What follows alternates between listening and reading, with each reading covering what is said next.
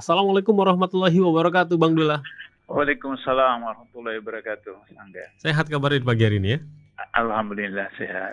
Alhamdulillah sehat, baik. Ya, Rahasil seperti biasa, Bang Dullah ya, kita akan menyoroti isu-isu yang ada di publik, di masyarakat yang patut memang sebagai media kita harus selalu mengawal, karena ada salah satu fungsinya yaitu ya, watchdog ya.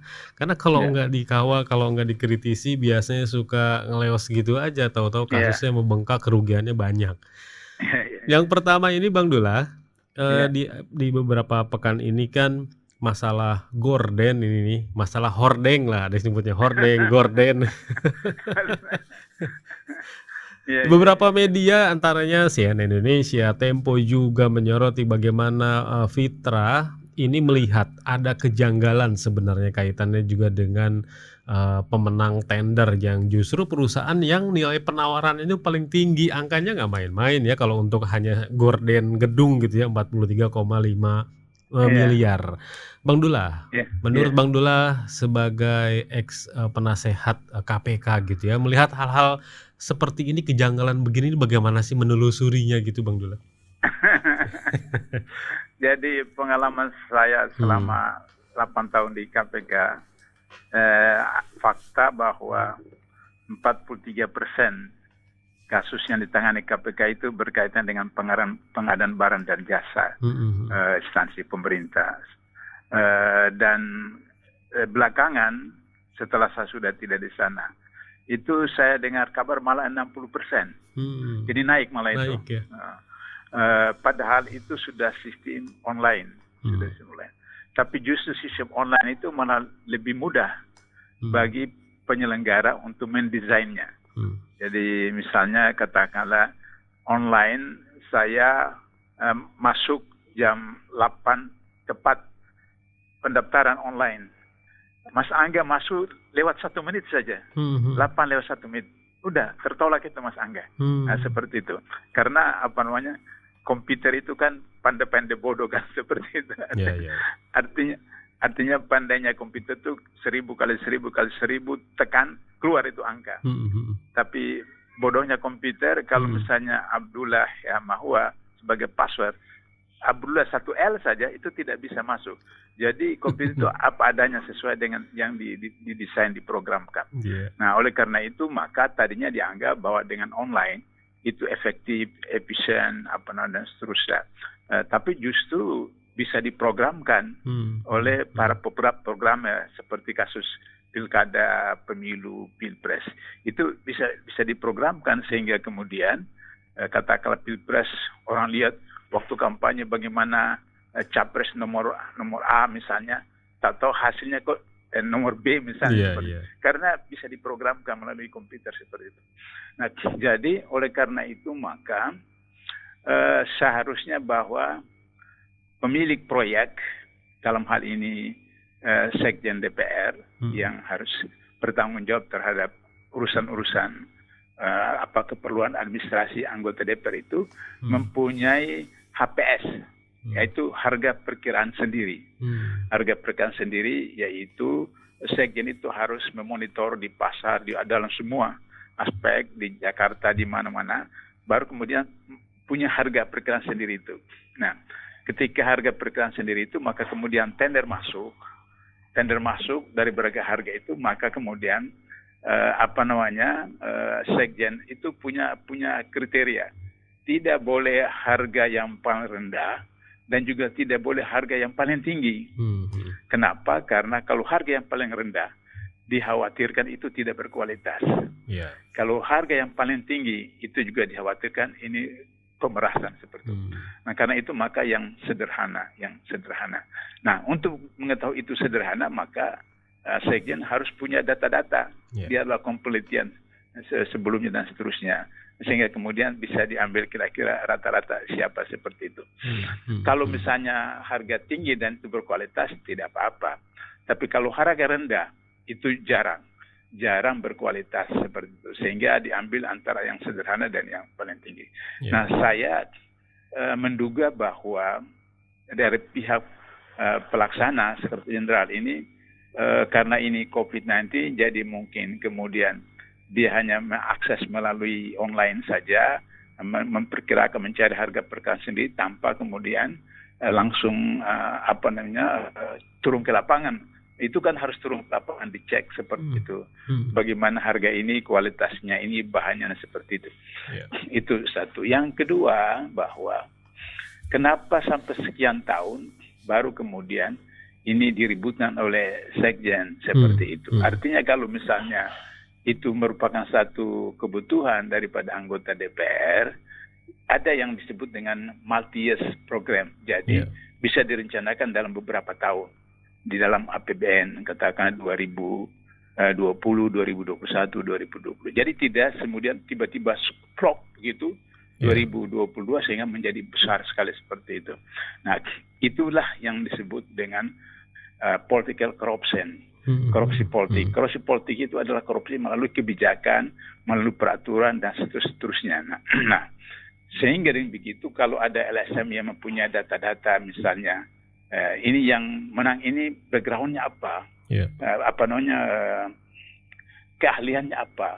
Ternyata kemudian tiba-tiba keahliannya di bidang lain, tapi kok menang tender sebenarnya itu berarti ada something wrong, itu ada permasalahan itu. Nah, oleh karena itu maka saya kira perlu sekali dalam konteks ini LKPP itu kerjasama dengan KPK untuk kemudian bisa memantau, mengklarifikasi sampai seberapa jauh ada unsur-unsur money politik atau dan seterusnya seperti itu. Tapi kalau misalnya anggota DPR punya sense of crisis, ya Gordon itu kan tidak mempengaruhi kinerja kan, cuma paling mungkin pemandangan mata saja seperti itu.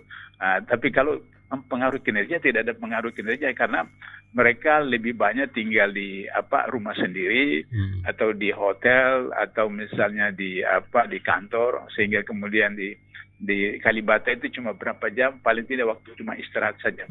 Tapi itulah problemnya. Saya simpulkan bahwa perencanaan yang tidak matang oleh Sekretaris Jenderal. Kalau perencanaan yang matang, maka kemudian bisa multi-year sehingga tidak harus satu empuk pada 2022 ini, tapi bisa dari 2020, 2021, 2022 sehingga kemudian tidak membengkak dan kemudian tidak menimbulkan masalah. Itu saya kira catatan saya, Mas Angga, soal horden DPR yang diributkan itu. Akhirnya kan kita melihat mencari data gitu ya, sebenarnya apa yang terjadi ketika KPK pun mengatakan masalah pengadaan barang dan jasa ini memang potensi korupsinya kaitannya dengan apa yang dilakukan oleh DPR ini memang cukup besar. Kalau Bang Dula melihat bagaimana pengadaan barang dan jasa ini sebenarnya pengawasannya yang perlu dilakukan oleh KPK ataupun misalkan aparat pemerintahan yang lain terhadap program ataupun rencana DPR ini? Ya, pertama yang saya tahu selama sudah masa Orde Reformasi ini, setiap tahun APBN itu 35% dari APBN itu pengadaan barang dan jasa. 35%. Jadi itu tinggi sekali seluruh Indonesia. Satu. Yang kedua, lembaga yang bertanggung jawab tentang pengadaan barang dan jasa itu LKPP. Jadi itu lembaga negara yang bertanggung jawab terhadap soal tender-tender penyediaan barang dan jasa seperti itu. Kemudian yang ketiga menyangkut keuangan negara. Jadi kalau misalnya penggunaan keuangan negara itu sebenarnya bukan tanggung jawab DPR. Tanggung jawab DPR itu tentang kebijakan. Jadi DPR mengawasi pemerintah, lembaga negara dalam kebijakannya, bukan penggunaan anggaran, tapi kebijakannya. Nah, kebijakan itu menguntungkan negara atau merugikan negara, itu tugas DPR.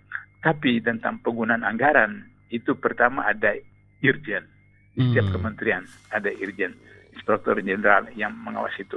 Kemudian yang kedua di luar kementerian atau lembaga itu namanya BKPP. Nah, BKPP itu yang melakukan pengawasan paling tidak setahun sekali. Cuma kelemahan dari BKPP ini adalah dia melakukan proses post audit. Nah, jadi sesudah katakan akhir tahun baru dia audit dan seterusnya. Padahal post audit itu dilakukan oleh BPK sebagai external auditor. Nah, sehingga disitulah sudah jadi celaka, baru kemudian diperiksa. Seharusnya kan sebelum celaka diperiksa dulu. Diperiksa dulu, yang itu yang disebut dengan planning, perencanaan. Jadi ketika perencanaan yang dilakukan oleh satu kementerian, satu lembaga negara, kalau di provinsi oleh Bapeda misalnya, kabupaten, Bapeda, kota, maka kemudian BPKP itu sudah melakukan proses kerjasama dengan kementerian, lembaga negara, atau kalau di provinsi, di kabupaten, dengan rencana program itu. Sehingga kemudian BPKP bisa mengetahui ini potensi korupsi atau tidak, ini potensi korupsi atau tidak. Sehingga bisa mencegah sebelum terjadi. Kalau sudah terjadi sebenarnya tidak perlu dari BPKP, itu adalah BPK, Badan Pemeriksa Keuangan, External Auditor. Misalnya contohnya begini, pemerintah baik provinsi, kabupaten, kota atau pemerintah pusat mengajukan pembangunan sekian ratus kilometer jalan pada bulan Desember, Januari, Februari, Maret misalnya. Nah itu BPKP atau Irjen itu harus menolaknya. Harus menolak, oh nggak boleh. Kenapa? Karena di Indonesia rata-rata Januari sampai Februari, Maret itu hujan. Jadi kalau bangun jalan pada musim hujan, sama dengan membuang garam ke laut seperti itu, ya percuma. Nah itulah kenapa fungsi planning, perencanaan. Jadi korupsi itu selama ini orang menganggap korupsi itu hanya pada penggunaan proyek, pelaksanaan proyek. Padahal korupsi itu dimulai dari perencanaan. Dari perencanaan itu sudah kelihatan seperti itu. Nah oleh karena itu maka dulu KPK melakukan audit terhadap kegiatan DPR ketika saya masih di sana, maka kami rekomendasikan agar supaya DPR itu tidak masuk pada sampai satuan tertentu, yaitu tidak pada angka-angka. Karena kalau pada angka-angka, orang Indonesia itu kelihatan ada angka-angka sekian triliun, itu mata hijau. Nah mata hijau itu kemudian tergoda untuk kemudian mau turun ikut. Nah jadi kalau wasit, DPR kan wasit, jadi ikut main juga. Hanya jadi wasit tapi pemain juga. Padahal DPR itu wasit saja kan. Nah, kalau pemain ya itu eksekutif seperti itu. Nah itulah yang harus dilakukan oleh BPKP atau Irjen sehingga hal-hal seperti begini tidak terulang lagi. Dan itu dulu KPK sudah merekomendasikan, saya ingat itu 2006. Bagaimana KPK menggunakan kewenangan hak monitoring. Yaitu hak yang diberikan oleh undang-undang untuk melakukan pengkajian terhadap sistem tata kelola lembaga negara, instansi pemerintah, Pemda, yang kalau punya potensi korupsi itu diperbaiki, baru kemudian direkomendasikan untuk dilaksanakan. Tapi pengalaman saya selama saya tahu selama 8 tahun di KPK dan selama ini belum ada 25% kementerian lembaga negara yang melaksanakan rekomendasi KPK itu. Buktinya tetap saja ada korupsi di beberapa kementerian lembaga negara, padahal hampir semua kementerian itu sudah dilakukan KPK penelitian terhadap sistem administrasinya untuk direkomendasi untuk kemudian dilaksanakan dan tidak terjadi potensi korupsi seperti itu. Itu problemnya Mas Angga. Nah dari isu ini kami pun kan mencari data di sumber, kami mendapat data bersumber dari KPK di awal tahun ini Bang Dullah ya. Sepanjang tahun kedua kita masuk setelah pandemi, kasus korupsi di Indonesia kan paling banyak dilakukan oleh anggota DPR dan juga DPRD dan juga swasta. Bahkan menurut data KPK itu sepanjang tahun lalu saja 30 tersangka korupsi dari kalangan anggota DPR dan DPRD. Ada pula 19 tersangka korupsi yang menjabat sebagai wali kota atau bupati dan wakilnya. Ini belum termasuk yang terbaru Ambon dan juga Bogor ya. Belum lagi 16 tersangka dari pejabat eselon 1, 2, dan 3, gubernur, korporasi, polisi, pengacara juga ada sebanyak 1 orang dan profesi lainnya. Berdasarkan jenis perkaranya ternyata ada 51 kasus ini penyuapan dan 47 kasus pengadaan barang dan jasa. Nah ini Bang Dullah. Jadi saya sudah sering kemukakan di berbagai kesempatan di seminar atau di BIMTEK, DPR, DPRD, atau kementerian, bahwa seorang presiden, wakil presiden, gubernur, bupati, wali kota, anggota DPR pusat, DPR tingkat 1, tingkat 2, kabupaten, itu tidak mau menjabat satu periode saja, tidak mau. Kenapa? Karena kalau satu periode dia hanya mengembalikan utang, dia hanya mengembalikan utang. Sebab apa? Misalnya kalau untuk kepala desa saja di salah satu desa di daerah Tegal itu 1 M untuk jadi kepala desa saja. Maka dia bisa terpilih itu biayanya 1 M. Di Bekasi itu 5 M, di Tangerang 7 M, di Bogor itu 8 M. Itu baru kepala desa. Jadi menurut logika kalau kepala desa saja itu ber-M-M-an, bagaimana bupati, wali kota, gubernur di Kalimantan Selatan untuk bisa terpilih jadi gubernur Kalimantan Selatan itu 800 M, hampir 1 T. Maka kemudian logikanya lagi secara statistik, kalau gubernur begitu saja, bagaimana presiden? Bagaimana presiden? Nah, sehingga dengan begitu, kalau cuma satu periode dia menjabat presiden, atau gubernur, bupati, wali kota, DPR pusat, DPR tingkat 1-2, maka dia hanya kembalikan utang. Dia tidak memperoleh untung. Nah, untuk mendapat untung itu maka harus periode kedua, periode ketiga, dan seterusnya, baru kemudian dapat untung. Itulah sebabnya maka kita jumpa berbagai kasus yang dalam perjalanan bupati, gubernur, wali kota, DPR, DPRD, karena dia harus berutang. Belum lagi ada MOU tidak tertulis antara caleg, calon bupati, gubernur, wali kota dengan para pengusaha konglomerat. Hasil survei KPK 2019 itu mengatakan bahwa anggota-anggota caleg-caleg atau gubernur, bupati, wali kota itu datang pengusaha itu, Anda tinggal terima bersih, kami yang proses. Nah, terus apa semacam fee-nya atau balas jasanya? 2. Yang pertama yaitu proyek. Jadi kalau ada proyek harus dikasih kepada mereka. Karena itu kita cek dari pusat sampai ke daerah, proyek-proyek pembangunan itu tidak ada BUMN, tidak ada BUMD, apalagi UKM. Semua itu adalah pengusaha-pengusaha konglomerat oligarki. Karena itu sudah janji sebelumnya. Menjadi caleg, menjadi capres, jadi calon gubernur, bupati, mereka biayai. Yang kedua adalah melalui undang-undang. Apakah undang-undang tingkat nasional atau perda tingkat provinsi dan kabupaten kota. Nah, karena itu maka kemarin kita terheran undang-undang Minerba, undang-undang KPK, undang-undang Cipta Kerja, dan macam-macam undang-undang yang lain. Terakhir ini yang tentang soal LGBT segala macam. Karena itu perjanjian bahwa melalui proyek dan melalui undang-undang. Nah, sehingga dengan begitu maka kita terheran-heran anggota DPR yang luar biasa seperti begitu, luar biasa ngomongnya soal IKN misalnya. Saya punya informasi bahwa ketika pembahasan di panitia itu tidak ada partai yang setuju pindah IKN, tidak ada. Semua partai-partai menolak IKN. Tapi ketika pembahasan di pleno, semua terima kecuali PKS.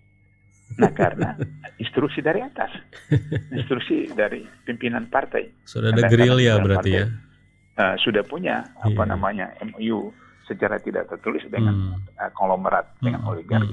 Nah, itu persoalan yang akibatnya kita lihat seperti tidak bosan-bosannya mereka ditangkap gubernur, bupati, wali kota. Ini IKN belum dibangun, bupatinya sudah ditangkap. Nah, apalagi kalau dibangun nanti ada 500 triliun itu, berapa banyak lagi nantinya ditangkap di Penajam Utara di Kalimantan Timur. Itu Mas Angga. Baik, terakhir sebagai penutup dari dialog kita, Bang Dullah, apa yang Bang Dullah amati dan juga kira-kira analisanya bagaimana? Ketika presiden itu kan sekarang lawatan ke Amerika gitu ya. Banyak juga sorotan kepada presiden. Lalu juga gubernur DKI ada lawatan juga. Itu banyak juga sorotan. Bagaimana maksudnya pejabat sebuah negara gitu ya, dia melakukan kunjungan ke luar negeri tapi menimbulkan kesan yang baik atau sesuai dengan perencanaan program kerjanya misalkan. Jadi itu yang selama ini saya katakan, dubes kita itu cuma protokoler. Ya, artinya bahwa karena protokoler kenegaraan secara internasional bahwa satu negara harus mengirimkan dubesnya kepada satu negara yang merupakan anggota PBB, maka kemudian mereka menempatkan di mana saja di seluruh dunia, kecuali negara-negara yang memang katakan seperti Indonesia dengan Israel, itu tidak ada punya dubes seperti itu. Nah, karena hanya prosedural, maka kemudian para dubes itu tidak memahami betul sebenarnya tupoksinya. Jadi kan istilahnya itu kalau dubes itu disebutkan yang berkuasa penuh. Istilahnya itu duta besar yang berkuasa penuh. Artinya bahwa dia adalah wakil negara di satu negara itu. Maka kemudian tanggung jawab dia pertama adalah mensosialisasikan negaranya itu. Jadi dubes di Amerika dia harus sosialisasikan kepada seluruh rakyat Amerika, Indonesia itu apa, di mana, bagaimana penduduknya, berapa jumlahnya, potensi alam dan seterusnya. Kalau tanya orang Amerika, tidak semua orang Amerika tahu Indonesia itu di mana. Tapi kalau tanya Bali, orang Amerika tahu di mana itu Bali. Jadi itu aneh kan? Mereka tahu Bali tapi tidak tahu Indonesia seperti itu. Nah, jadi tugas pertama dari dubes adalah mensosialisasikan negaranya terhadap masyarakat di mana dia ditugaskan. Yang kedua, bagaimana agar supaya ada kerjasama antara negara di mana dia bertugas dengan Indonesia, baik dalam hal soal pendidikan, dalam hal soal ekonomi, dalam soal kebudayaan, politik dan lain-lain. Yang di mana Indonesia punya kelemahan dan negara yang ada di situ punya kelebihan seperti itu. Sehingga kemudian bisa katakanlah misalnya kalau pengalaman saya di KPK itu kita biasa melakukan kerjasama dengan Korea Selatan dalam pemberantasan korupsi. Kenapa? Karena Korea Selatan itu memberantas korupsinya dengan sistem, jadi pencegahan. Sistemnya sedemikian rupa sehingga kemudian korupsi itu tercegah. Nah, karena itu maka KPK selalu kerjasama dengan Korea Selatan. Nah, jadi dubes itu harus lihat potensi negara yang dia ditugas itu potensi kelebihannya apa. Nah, katakanlah misalnya dubes Belanda, ini contoh konkret dubes Belanda. Belanda itu kota Nederland itu Belanda itu lebih rendah dari permukaan laut, laut.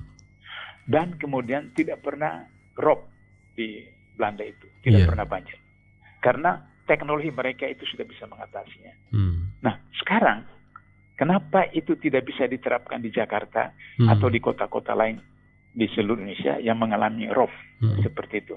Berarti dubes kita di Belanda tidak berfungsi. Ilmu pengalaman di Belanda itu tidak bisa diterapkan seperti itu.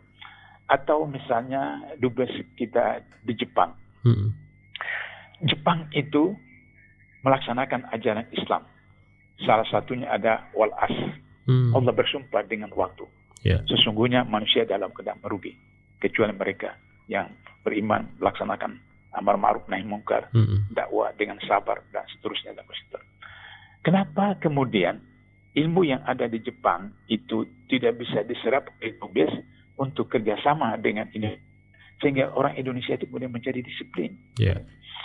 Saya, Mas Angga, saya ini ilustrasi pribadi sedikit. Saya waktu di Malaysia, saya selesai kuliah, saya praktek di perusahaan Jepang. Saya elektro, perjunjang. Kemudian janji jam 9 datang di satu perusahaan Jepang untuk praktek. Saya tahu Jepang itu disiplin, jadi saya datang setengah 9. Terus saya tekan lonceng di luar pagar, gate-nya itu ada lonceng, saya tekan. Terus suara dari dalam, siapa? Saya perkenalkan nama.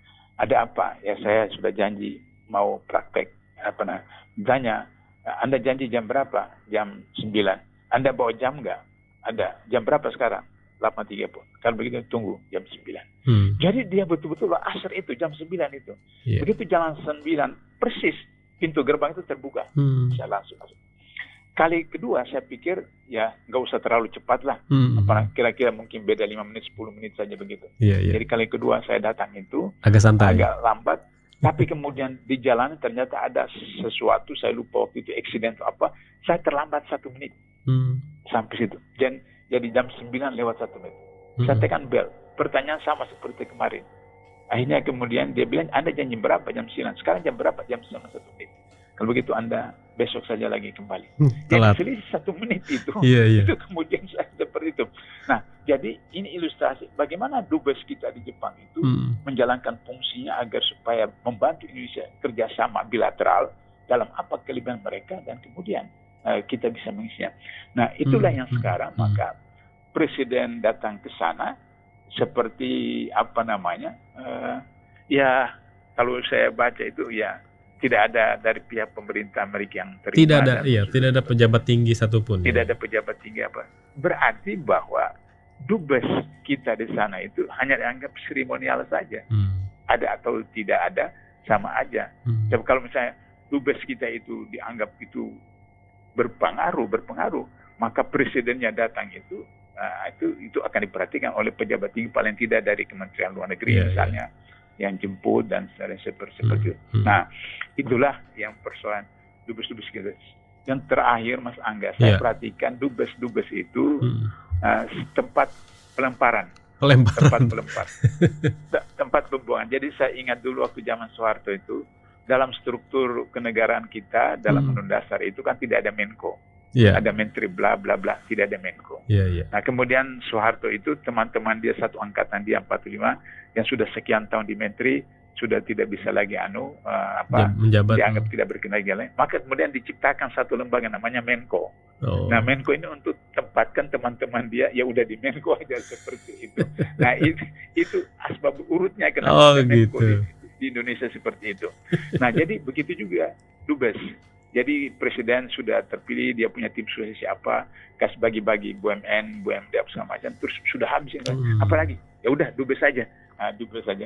Padahal kapasitas untuk jadi dubes itu tidak dipunya, tapi ya karena bagi-bagi jatah, tanda terima kasih ya sudah. Akhirnya ya seperti begitu ya fakta di Amerika masa negara terbesar di Asia Tenggara, kemudian negara penduduk terbesar di dunia, dianggap seperti tidak ada aja orang yang datang seperti turis biasa saja seperti itu.